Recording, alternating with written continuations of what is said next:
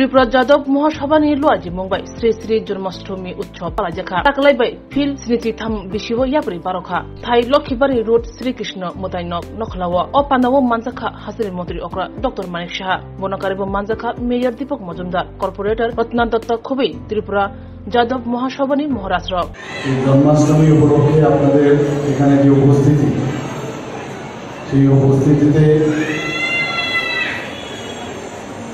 এই বর্তমান যে দুর্যোগপূর্ণ অবস্থা তার মধ্যেও আপনারা এখানে এসেছেন এর জন্য অবশ্যই আপনাদেরকে আমি ধন্যবাদ দেব অভিনন্দন জানাবো। আমি এখানে যখন 19 তারিখ থেকে আমাদের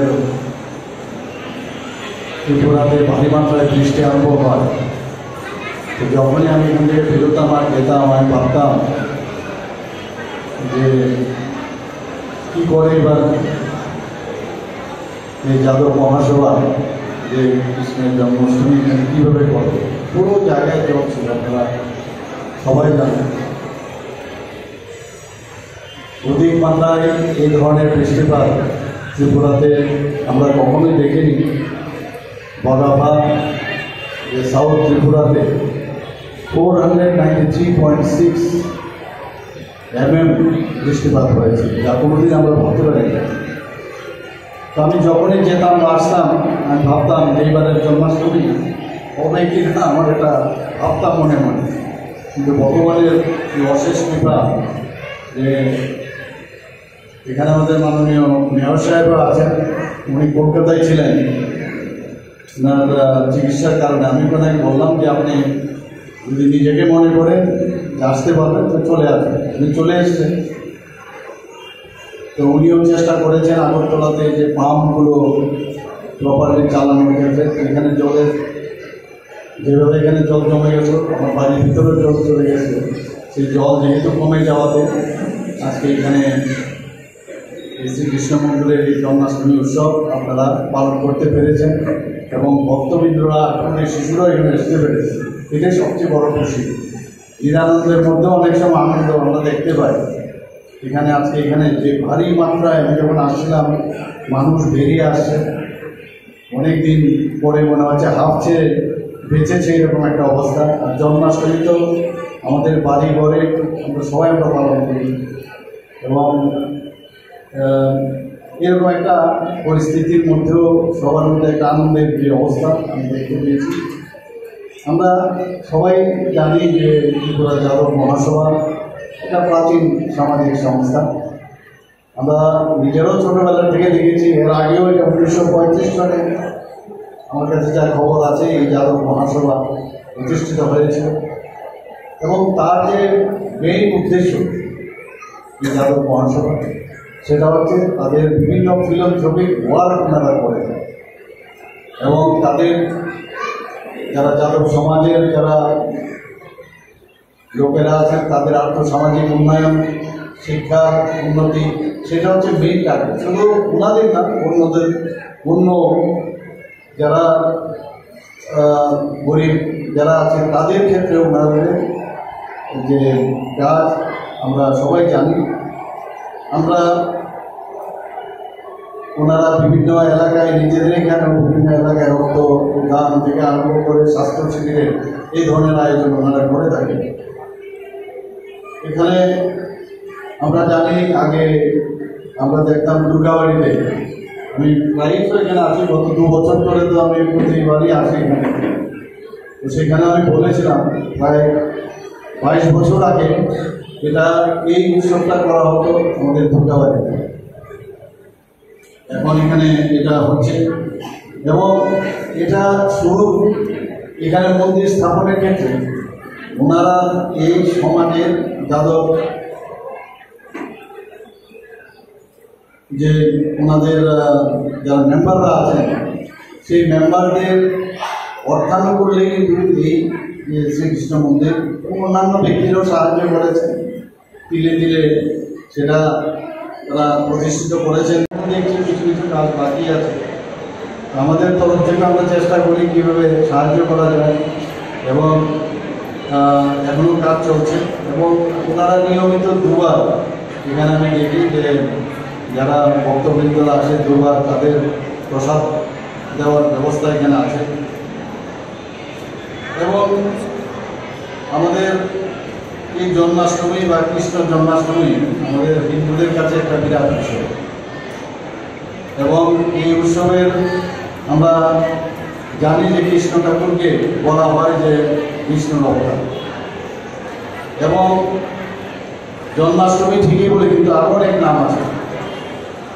আমার ক্ষুদ্র যে জ্ঞান, সেই জ্ঞানের থেকে আমি বলছি যে এটাকে কৃষ্ণাষ্টমীও বলা হয়, গোকুলাষ্টমীও বলা হয়, অষ্টমী রোহিণীও বলা হয়, এবং শ্রীকৃষ্ণ জয়ন্তী ইত্যাদি নামে আজকের দিনটি পালন হয়। ভাদ্র মাসে কৃষ্ণপক্ষের যে অষ্টমী তিথি, সেই তিথিতে এই জন্মাষ্টমী পালিত হয়। এখানে প্রতি বছর যেটা দেখা যায় অগাস্টের মাঝখানে এবং সেপ্টেম্বরে, যে মিডল সেপ্টেম্বর, তার মাঝখানে এই উৎসব সাধারণত হয়ে থাকে। আমরা সবাই জানি যে কৃষ্ণের জীবনের যে সাংস্কৃতিক যে কর্মকাণ্ড, রাসলীলা, কংসবধ এবং ইত্যাদি যে কর্মকাণ্ড আমরা জানি, এবং মথুরা, বৃন্দাবন এবং মণিপুরেও এই ধরনের যে অনুষ্ঠান অত্যন্ত আড়ম্বরের সাথে করা হয়। রাসলীলা কৃষ্ণের যে ছোট বয়সের যে কর্মকাণ্ড, সেখানে একদিকে যেমন দহি হান্ডি প্রথায়, অর্থাৎ কৃষ্ণের দুষ্ট স্বভাব আমরা প্রতিফলিত করতে দেখি আমরা। সেখানে অনেকগুলো শিশু মিলে এখানে আছে, তার মধ্যে উচ্চস্থানে রেখে বা মাখনের যে হাড়ি, সেটাকে ভাঙতে চেষ্টা করা। এই পরম্পরাকে তামিলনাড়ুতে আবার আরেক নামে সেখানে পালন করে, সেটাকে উড়িয়া, তামিলনাড়ুতে উড়িয়াদি নামে সেখানে পালন করা হয়। আমরা সবাই জানি যে কৃষ্ণের জন্ম হওয়ায় নন্দের সকলকে উপহার বিতরণের কাহিনী আমরা সবাই জানি, এবং এটাকেও এই কারণে নন্দোৎসবও এটাকে বলা হয়। শ্রীকৃষ্ণ আমরা জানি যে দেবকী এবং বাসুদেবের অষ্টম সন্তান। পুরাণ, মহাভারত এবং ভাগবতে যে বর্ণনা এবং জ্যোতিষশাস্ত্রের গণনা অনুসারে কৃষ্ণের জন্মের তারিখ আমারও জানা ছিল না, আজকে ব্যাপারে আমি দেখছিলাম যে বলা হয় খ্রিস্ট পূর্বে, অর্থাৎ প্রায় 3280 সালে খ্রিস্টপূর্বে 18ই জুলাই ওনার জন্ম, এবং তার মৃত্যুর দিন হচ্ছে 3102 খ্রিস্টপূর্বের 18ই ফেব্রুয়ারি। এই ধরনের আমরা শুনি বিভিন্ন জায়গা থেকে, এইসব ডাটা অনেক সময় আমাদের কাছে আসে, এবং আমরা সবাই জানি কারণে যাদব মহাশয় এখানে শুরু করেছেন ওনারা। কৃষ্ণ মথুরার যাদব বংশের মানুষ ছিলেন। শ্রীকৃষ্ণ আমরা জানি যে কৃষ্ণের জন্মের সময় চারিদিকে অরাজকতা, নিপীড়ন, অত্যাচার চরম পর্যায়ে ছিল, এবং সেই সময়ে স্বাধীনতা বলতে কিছু ছিল না। একটা অশুভ শক্তির বিস্তার ছিল। আমরা জানি যখনই এই পৃথিবীতে অশুভ শক্তির বিকাশ বা যখন অত্যাচার বেড়ে যায়, তখনই ভগবান মর্তে মানুষ হিসাবে নেমে আসেন এবং আমাদের পরিত্রাণ করেন। এবং শ্রীকৃষ্ণের মামা হচ্ছে সবচেয়ে বড় শক্তি, আমরা সবাই জানি যে কংস। এবং সেই মথুরাতে শ্রীকৃষ্ণের জন্মের সাথে সাথে সেই রাতেই আমরা বাবা বাসুদেব তাকে যমুনা নদী পার করে এখানে তার সমস্ত এখানে লীলা এখানে দেখানো হয়েছে। গোকুলে পালক পিতা যশোদার কাছে রেখে আসেন। তো আজকে এসব কথাই কারণে আমরা বলছি, আমরা মাঝে মাঝে এগুলো নিয়ে কিন্তু আমরা চর্চা খুবই কম করি। আমরা অনেক সময় যার যার দৈনন্দিন জীবনের হাড়ি টানতে অনেক সময় এগুলো আমরা মনে করি। আমি বলবো যে কৃষ্ণ কথা যে কাজের মাধ্যমে ফলের পরিচয় করতে নেই, যে বিষয়গুলি সবসময় যে আমরা গীতা যেটা বলি সেখানে বলেছে ফলের আশা করবে না, কাজ করে যাবে। আমার মনে আছে একবার কে দেখেছে বলে অনেক, আমি একবার ট্রেনে যাচ্ছিলাম তখন পড়াশোনার কারণে, প্রায় এসব ট্রেনে যেতাম। তো সেই ট্রেনে আমি বাঙ্কারের উপরে একবার বসেছিলাম, শুয়েছিলাম। তো হঠাৎ করে নিচে 2-3 জন মিলে খুব ঝগড়া হচ্ছে, এই ভগবান আছে কি আছে না, এই নিয়ে খুব আমি উপর থেকে দৃশ্যটা দেখছিলাম, এখন আমার মনে আছে। তখন তো যৌবন। তো একজন বলছে যে ভগবান আছে, নাস্তিক যে ব্যক্তি বলছে ভগবান।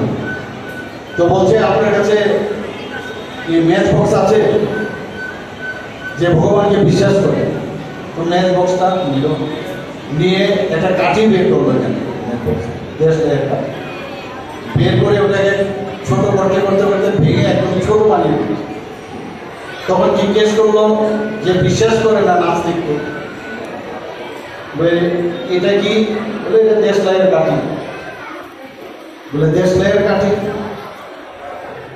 এটা দেশলাইয়ের কাঠি। তো আপনি যেহেতু দেখেছেন যে আমি ম্যাচ বক্স থেকে দেশলাইয়ের কাঠিটা আমি বের করেছি, এটাকে ছোট করেছি, এর জন্য আপনি এটাকে জানেন। আপনি বলছেন মহাভারত আপনি মানেন না, রামায়ণ মানেন না, গীতা মানেন না, এগুলো কে লিখেছে, কোথায় লিখেছে? তো আপনি এই যে ছোট কাঠিটা আপনার কামরার ওই পাশের কামরাতে যদি যান, গিয়ে যদি বলেন এটা কি, কেউ কিন্তু বলতে পারবেন না এটা। তো যে লিখেছেন, যিনি যারা লিখেছেন ওরা লিখেছেন ভগবান আছে কাজে আপনি যেটা জানেন এর জন্য আপনি বলছেন এটা দেশলাই। পাশের যে ব্যক্তিগুলি জানেন না, কাজে জানেন না বলে আপনি কি করে অবিশ্বাস করবেন? আমরা জানি যে ভগবান ছাড়া কিচ্ছু হবে না। ভগবান আমাদের দেখে রাখেন, যখন সময় সময় প্রয়োজনে উনি আশীর্বাদও করেন, এবং সেই আশীর্বাদের কারণেই আজকে ব্রহ্মাণ্ডতে আমরা সবাই বেঁচে আছি। এবং আমি নিশ্চিত আমরা যেহেতু এখন রাজনীতিতে আমরা আছি, ইভেন ডাক্তাররাও অনেক সময় দেখবেন যে সায়েন্স বিজ্ঞান নিয়ে অনেক কথা বলেন, কিন্তু অপারেশনের আগেও এক মুহূর্তে হলেও ভগবানের নাম নিয়ে কিন্তু অপারেশন করে। অসহায় অবস্থায় ভগবান ছাড়া কেউ বাঁচাতে পারে। তো আজকে এখানে যারা ভক্তবৃন্দরা এখানে উপস্থিত আছেন, আমি বলবো যে আজকের এই জন্মাষ্টমীতে আপনারা ভগবানের আশীর্বাদ দেবেন, এবং আমরা যারা এক ত্রিপুরা শ্রেষ্ঠ ত্রিপুরা তৈরি করার কারণে আমরা সবাই মিলে কাজ করছি, সমস্ত জনপ্রতিনিধিরা কাজ করছি, সবাই মিলে আমরা কাজ করছি, but we are all the representative of yours. আপনারা আমাদের উপর বিশ্বাস রাখতে হবে। আমরা সততার সাথে কাজ করার চেষ্টা করছি, মানুষের পিছনের চেষ্টা করছি। আমরা কোভিডের সময় আমরা কিন্তু একটা টাইম ছিল যখন বেরোতেই পারতাম না। কোভিডের সময় বিপর্যয় কিন্তু অনেকবার এসছে আমাদের, কিছুদিন আগেও ছিল। মুখে আমরা মাস্ক পরে কথায় কথায় স্যানিটাইজার আমরা ইউজ করেছি। আমরা বেরোতে পারবো কি পারবো না এটা নিয়ে আমরা অত্যন্ত চিন্তায় ছিলাম, কিন্তু সেখান থেকে আমরা পরিত্রাণ পেলাম। বন্যায় চারিদিকে আমরা জানি ত্রিপুরাতে সাংঘাতিক অবস্থা। কিছুক্ষণ আগে আমি যখন আসছিলাম তখনই আমাদের উত্তরপ্রদেশের মাননীয় মুখ্যমন্ত্রী যোগীজি আমাকে ফোন করে বললেন, ত্রিপুরা সম্পর্কে জানতে চাইলেন। তো উনি বললেন আমি যৎসামান্য আমি সাহায্য আমি করতে চাই। 10 কোটি টাকা উনি ত্রিপুরার এই বন্যা যারা মানে এফেক্টেড হয়েছে তাদের জন্য 10 কোটি টাকা উনি দিয়েছেন। এর আগেও আজকে সকালে আমরা দেখেছি যে মধ্যপ্রদেশে যিনি মুখ্যমন্ত্রী 20 কোটি টাকা আমাদের দিয়েছে। আমাদের মাননীয় যশস্বী প্রধানমন্ত্রী এবং আমাদের হোম মিনিস্টার সাহেব উনিও আমাদেরকে 40 কোটি টাকা দিয়েছেন। কারণ যে পরিমাণে চারিদিকে রাস্তাঘাট মানে ইলেকট্রিকের মানে সমস্ত পাওয়ার সিস্টেম টোটালি চারিদিকে মানে নষ্ট হয়ে গেছে, ঘর বাড়ি ভেঙেছে, কৃষি কালচারের সমস্যা হচ্ছে, আমাদের এগ্রিকালচার